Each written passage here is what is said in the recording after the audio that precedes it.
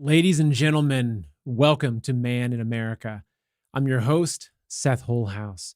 So, Putin's denazifying Ukraine and blowing up US biolabs while also reviving family values and liberating the world from the satanic deep state. Yet, at the same time, he's a card carrying communist working with China to fulfill a decades old pact to usher in global communism. And while patriots are celebrating as Putin calls out the evil and hypocritical Western elites, his actions seem to be playing right into the hands of the World Economic Forum's Great Reset, which kind of makes sense considering Putin was one of Klaus Schwab's young global leaders. So, who's the good guy and who's the bad guy? Is anyone the good guy? Look, if you're not confused by all this, maybe you're not trying hard enough because I've been down all the rabbit holes and I'm still not exactly sure what's going on. I found a quote today that sums this situation up perfectly, which says, anyone who isn't confused doesn't really understand the situation. So today I'm going to take a look at some of the facts that hardly anyone's talking about, whether in the mainstream media or the alternative media. And look, I'm going to warn you, these might not be popular ideas, and some of them have even challenged me too. I think that we would all be like this. I think we all thought it would be black and white, but it's really not, like who's good and bad. And we all want to know who the good guy is, and we want to know the good guy's winning, but I don't believe it's that simple. So I'm trying my best to keep an open mind, and I hope that you will too. Only this way might we get closer to the truth. But before we get started, today's show is brought to you by Rise TV, a Patriot-owned streaming platform. Over at Rise, our mission is to uncover the truth, no matter how dark and difficult, while always holding on to hope, as you'll see in today's show. We have a massive content library, an amazing community of patriots, and you get to hang out with me and my guests for the second half of every show and ask your questions and share your thoughts and ideas. So make sure you join me over on Rise TV for the Q&A and discussion during the second half of today's show. There's a link for a free trial in the description below. Also, make sure you're following me on Telegram and Truth Social at Man in America, and also Rumble. You can also catch every episode as a podcast if you just want to listen. The links to my podcast and the social media are all in the description below. And I have a quick favor too, that if you're listening to the podcast, make sure you give it a 5-star review because it will help the algorithms to help enable more people to find Man in America, because I'm fighting against these algorithms, trust me. So folks, let's go ahead and dig into today's show. You've probably saw that Putin gave this, in a lot of ways, a magnificent speech, right? Talking about the Western elites and globalism, and we're going to dig into that. But before we jump into that, I want to bring up a quote for you from someone that really understands propaganda. Let me pull this up. So this is a quote from Joseph Goebbels, who was Hitler's main guy when it came down to propaganda. So here he says, propaganda works best when those who are being manipulated are confident they are acting on their own free will. I'm going to read that again to you. Propaganda works best when those who are being manipulated are confident they are acting on their own free will. Now, I think it's really, really important for all of us, and this is something that I'm constantly trying to do, to understand that we also might be buying into some form of propaganda. It's really easy to look at someone, say an Antifa member, right, or BLM, or someone's out there promoting and pushing masks or their 16th booster, and say, yeah, they've really bought into that propaganda and they're completely brainwashed by it. It's really easy to do that because to us it's obvious, but I think that we also have to constantly keep looking at ourselves and asking, it's what I'm doing. I'm always asking myself, Seth, are you on the right track? Like, question everything. And I find that, as an investigative journalist, I might consider myself that in the process of investigating what's happening, I have to constantly question my own motives. I have to question my own opinions and ideas. And I see that there's a lot of people that are out there researching, but it seems like their goal of researching is to confirm their ideas. And that's a really, really careful trap that you have to make sure that you're not falling into. And I'm constantly having to do it myself. Is like, am I looking to find information that validates my existing idea of how things work? Or am I looking to just question everything? And if you saw the recent interview I did with Jeff Nyquist, that was an interview that a lot of people we're not very happy with because he had very particular views on Putin that didn't match a lot of the narrative for folks in the more conservative or the alternative media. Now, I'm not saying that I agree 100% with Jeff, and I'm going to dig into that today. But it's really important if we find ourselves in that place where we're triggered to say, okay, what is it that's triggering me? Why am I so opposed to hearing someone else's information? And I know that a lot of folks are just like, hey, that's what the mainstream media says, so it must not be true. And we have to be careful with that too, because if our position is that everything the mainstream media says is a lie, well, the mainstream media is then controlling what is true or false for us. We have to be independent and say, look, sometimes they might be getting what's right. Sometimes they might be getting it as what's wrong. So I want to go ahead and dive into first. I want to take a look at Putin's recent speech. And I want to highlight a few things that I was actually impressed with him saying. Right, so let's go ahead and dig into this. I'm going to go ahead and open this up for you here. This is one of his recent speeches. I'll full screen it so you can read it a little better. So he said, now, in order to free itself from the latest web of challenges, they need to dismantle Russia. And he's referring to the Western elites. They need to dismantle Russia as well as other states that choose a sovereign path of development at all costs, to be able to further plunder other nations' wealth and use it to patch their own holes. If this does not happen, I cannot rule out they will trigger a collapse of the entire system and blame everything on that, or, God forbid, decide to use the old formula of economic growth through war. And he continues down below, saying, let me repeat that the dictatorship of the Western elites targets all societies, including the citizens of Western countries themselves. This is a challenge to all. This complete renunciation of what it means to be human, the overthrow of faith and traditional values, and the suppression of freedom are coming to resemble a, quote, religion in reverse, pure Satanism. Now, I have to admit, I agree with a lot of what he is saying there.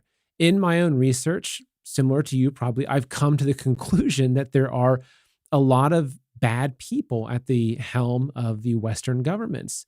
And not just bad people, but I think there's a lot of satanic practices and just very, very evil stuff happening at that level. Now, I think that it's really, really important that I don't just look at that and say, oh, well, Putin must be a good guy because he's calling out these bad guys, because it's really not that simple. It really isn't. I think that, I think that in part, this is part of the American culture. And if you watch films from other cultures, you can see how different they are, right? My wife, who's Australian, she grew up watching a lot of British television, et cetera. She's always kind of mocking, and rightfully so, the American cinema because it's so simplified. Oh, that guy's the bad guy and that guy's the good guy. But in reality, it's not that simple. So this is one of the main purposes of this show today, is that I want to really dig into this complex web of what's happening. Because if you look at what's happening in the world right now with Russia, with in Ukraine, with China, with Europe, we are on the edge of a very, very significant shift in human history.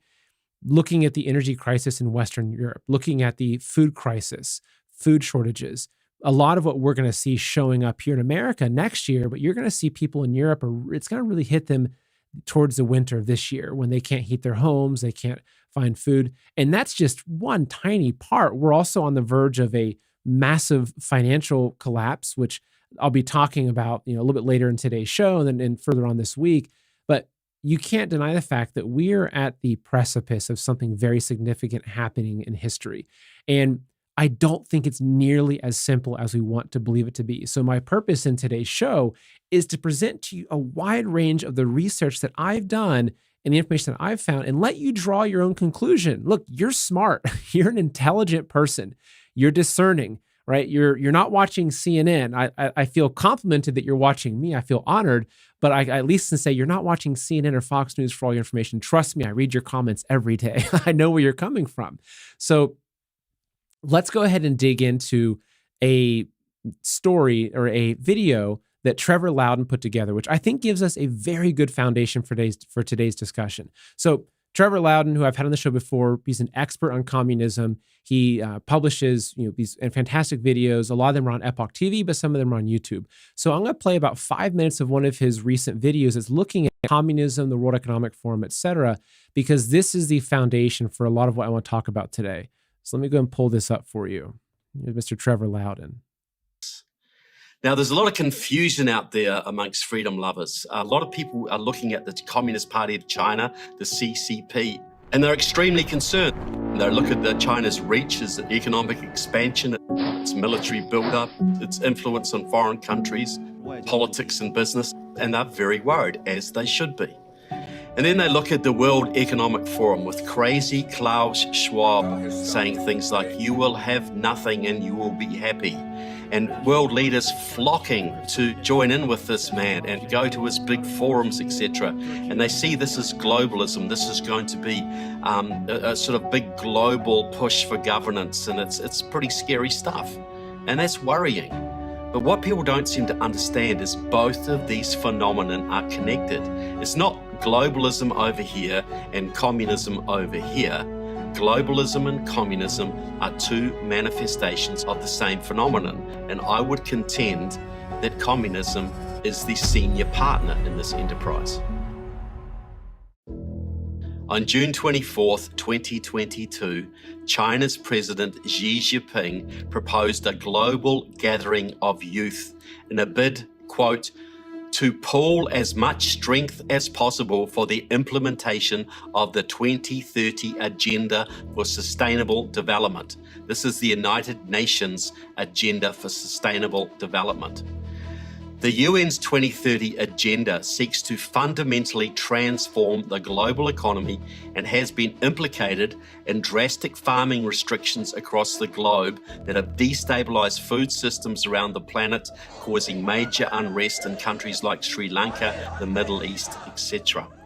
Xi Jinping made his proposal for this massive meeting of youth during a meeting on global development with presidents and high-level officials from 18 countries, including President Syed Ibrahim Raisi of Iran, President Abdel Fattah al-Sisi of Egypt, and of course, President Vladimir Putin of Russia, to name a few. And just to be clear, Russia and China aren't separate phenomenon either. Xi and Putin are allies. They have been since 2001 at least, when they set up the Shanghai Cooperation Organization, which is a political, economic, and military alliance. Russia and China hold joint military exercises together. They did Zapad 18 in 2018 outside St. Petersburg, Russia, the largest military exercise in world history. They held a joint naval exercise within spitting distance of Hawaii. They did another one in the North Indian Ocean. Putin even delayed his invasion of Ukraine so Xi could finish his moment of glory at the Olympics. But back to Xi Jinping's plans for world youth. The 2022 World Youth Development Forum was held from July 21st to the 23rd this year in Beijing. It brought together 2,000 youth from across the world. It was organized and implemented by the All China Youth Federation, which sounds nice, but that organization is a federation of 14 youth groups led by, controlled by, the youth wing of the Communist Party of China. At this youth forum, along with high-level CCP officials, we had speakers including United Nations General Secretary Antonio Guterres and the founder and executive chairman of the World Economic Forum, Klaus Schwab. In fact, the World Economic Forum is listed as a partner of the 2022 World Youth Development Forum on the organization's website, right alongside with the Communist Youth League of Cuba, the Moroccan Socialist Youth League, the Vietnam Ho Chi Minh Communist Youth League, the Youth League of the United Socialist Party of Venezuela, the Lao People's Revolutionary Youth League, and the Russian Youth Agency. All of the youth groups invited to this forum were the communist wings of established pro-Chinese, pro-Russian communist parties. This was, even though it wasn't advertised as this, a communist gathering. The Young Communist League of Britain was represented. Here's Johnny Hunter, the National Secretary of the Young Communist League of Britain, a member of the Glasgow YCL for many years. He was at another youth conference a few years back, October 2017, in Sochi, Russia. That was all young communists there to celebrate the 100th anniversary of the Bolshevik Revolution. And that event was organized and keynoted by Vladimir Putin, who told the assembled youth that the future was theirs. Go for it. So Trevor does a really excellent job of laying out a lot of information there that makes me question a lot. And I'll ask you, with your understanding of what's happening, you might frame it and say, okay, yes, you can see that Putin is destroying these biolabs in Ukraine. He's going after the Nazis in Ukraine, which, I know Jeff Nyquist has a specific opinion on that. To me, it's like, yeah, there's Nazis everywhere, right? Now, whether that's the true intent of Putin's special military operation, I'm not sure. But I think there are certainly Nazis in Ukraine. Like there's Nazis in America. There's Nazis in the Republican Party of America. But it doesn't mean that the Republican Party is run by Nazis, certainly, as much as CNN would want you to think that. So if you look at this, though, you can frame the situation, you can frame Putin's actions a certain way. But then if you look and you watch the actions of, say, Klaus Schwab and the UN and the World Economic Forum, these organizations are greatly coming out against Putin, right? You've seen that. You've seen the entire Western media, the Western empire come out against Putin, Biden, everybody. But does that necessarily mean that Putin is a good guy? Well, I don't know. We have to ask some questions here, because if the World Economic Forum was so against Putin, yet we also know that Putin has a very, very strong alliance with China and with Xi Jinping and with the Chinese Communist Party, why is the World Economic Forum hosting joint communist events with China? That would be strange, right? Wouldn't they also, and wouldn't you think that they would also be saying, look, China, like we're going to be pushing China away as well? But that's not what's happening. And it's not just the World Economic Forum, it's the UN. It's a lot of these global organizations are aligning themselves very strongly with China. And so that really begs the question of who's really fighting who and who's a good guy or who's a bad guy, or are there any good guys at that level? We're going to dig into that. But let's take a look at the Great Reset, because this is very important. So the Great Reset, which I'm sure you're familiar with by now, is really, it's, kind of coming through the UN and their sustainability goals, the Agenda 2030, it's the World Economic Forum, and it's their idea of really resetting our current way of civilization into this new way of living that seems to be this beautiful utopia, but ultimately what it is, it's putting ourselves into their control grid. So let's just I want to take a look at the Great Reset and Agenda 2030. So Klaus Schwab, who wrote the book, COVID-19, The Great Reset, and who also wrote the book, The Fourth Industrial Revolution. This is really the foundation of what the Great Reset is. Now, as you look and explore more and you get into Agenda 2030, you realize a lot of it is based upon these sustainable goals by the UN. So I'm going to go ahead and bring these up for us now, because this is important for us to look at. So right here, these are the Sustainable Development Goals from the UN. So I'm just going to read through these quickly, right? Goal 1, end poverty in all forms. Goal 2, end hunger, achieve food security and improve nutrition. Goal 3, ensure healthy lives and promote well-being. I've got these printed out here to make it a little easier for me. Achieve gender equality, ensure availability and sustainable management of water and sanitation, ensure access to affordable, reliable, sustainable energy, promote sustained inclusive economic growth. I mean, it goes on. And these 17 goals are the foundation of Agenda 2030. But what you realize with these goals and with the implementation of these goals is that fundamentally it's about seizing control of the core aspects of our society. And it's interesting that China, one of the worst polluters in the world, why would they be working together with the UN to push forward Agenda 2030? There's a lot of questions to be asked here. But if you look at the Great Reset, what is the Great Reset fundamentally? It is the process of collapsing the old system and herding us into the new system that they have complete control over, right? Really the Great Reset is the pushing of us into a centralized one world government. And so if you look around us, you can see it's happening. It's about food, energy, and money. Those are their core pillars of the Great Reset. Now, there's of course more than that, but if you look at that, food, energy, and money, that right now what we're experiencing is a collapse of our food systems. We're experiencing a collapse of farming, the nitrogen, coming out of, through the natural gas, the fertilizer. So we're witnessing a complete collapse of the traditional, not the true traditional, which was small scale farming, but really the monocrop agriculture, the transportation, moving food across the whole world to feed different nations. We're witnessing a collapse of that system. Now, they've laid out their new system, which is part of their Great Reset, which is vertical indoor growing. It's something that I've covered before. Food that has vaccines in it, using blockchain and tracking everything about what you eat. That's their goal, right? That's what they're moving things towards. So that's our food. Look at the energy. So if you look at what's happening right now around the world, there's a collapse of energy. And a lot of this is done under the guise of sustainability. So, in America, for instance, gas prices are now hitting record highs again. I mean, gas is at $7, $8 a gallon out in California.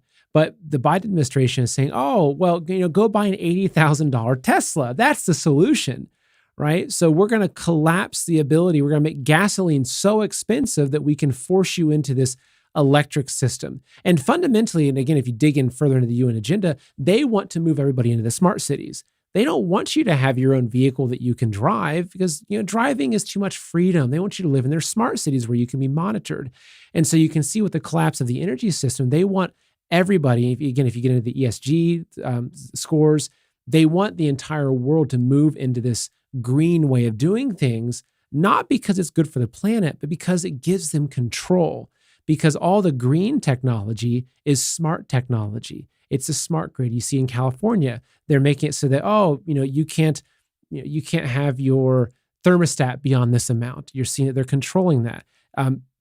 So everything is leading to this system where they're just controlling it even more. And that's just the tip of the iceberg. And then you look at their financial system. And this is massive, right? And this is, as I mentioned earlier in the show, the potential that right now we're sitting on the precipice. And look, I'm not a financial guy, so I'm not going to try to get into the details of what's happening with the financial system. But with the emergence of the BRICS nations, their global currency, like their reserve currency, which they're in the process of the beginning stages of rolling out, with the effort, with what's happening with the Fed, just printing money nonstop, the central banks, the entire financial system is reaching this breaking point. And I'll be interviewing Aaron Brickman tomorrow about what's happening with the stock market and even more, digging more into this, which, everything points to the fact that this old financial system, they're going to be collapsing intentionally. It's a system built upon printing money out of thin air, right? It's a Babylonian money magic. It's the Fed just printing unlimited money. The central banks printing. It has a time limit, and that time limit is very, very close. So the collapse of all these systems, this is what they want as part of their Great Reset, because what it does is it herds us into their system they control. So if the dollar is no good anymore, what are you going to use? Oh, great. Well, here's your central bank digital currency, which we can tie to your social credit system, your social credit score.